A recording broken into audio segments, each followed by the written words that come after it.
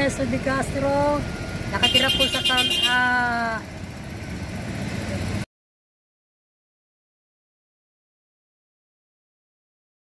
Caloocan po.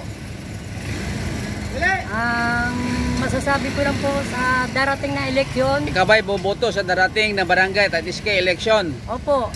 Oh. Alam mo ba ang trabaho ng barangay kagawad? Pagkakaalam ko po pumapasok sila, tumutulong sa mga taong nangangailangan. Andrea Veronica, taga barangay Congo. Sa barangay. Ako po ay pupunta sa barangay sa election sa barangay. October. Alam mo ba ang trabaho ng barangay kagawad? Ang trabaho ng barangay kagawad? Sa pagkakalam po sa trabaho ng barangay kagawad, sila po yung tagagawa ng barrio ordinance. At sila po yung lugar. Alam niyo po ba ang barangay lang po barangay kagawad?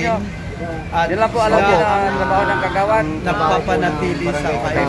Maraming salamat po. At umaano rin po, pumapasok sa kanilang distrito. So yun ang alam mo ang trabaho ng barangay kagawad. Opo. Alam mo rin mo ba ang trabaho ng kapitan ng barangay? Ang pagkakalam din po sa barangay kapitan po, siya po ang nangangasiwa sa mga tao niya para asikaso lahat ng gawain sa magapon ng kanyang gawain ng trabaho. Ano ang mensahe mo sa mga botante ngayon sa darating ng eleksyon? Ang masasabi ko sa mga taong boboto ngayon, sana suriin nilang mabuti at pakiramdaman ang bawat isa.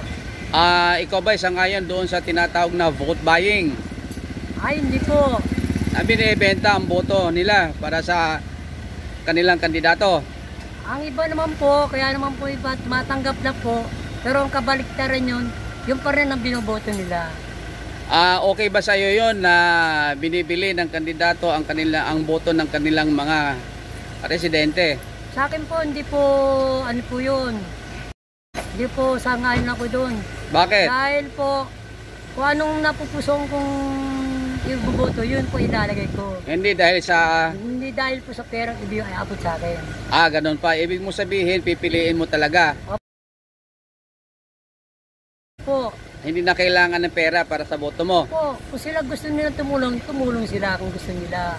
Okay po. Pero hindi po. Maraming salamat po sa inyo.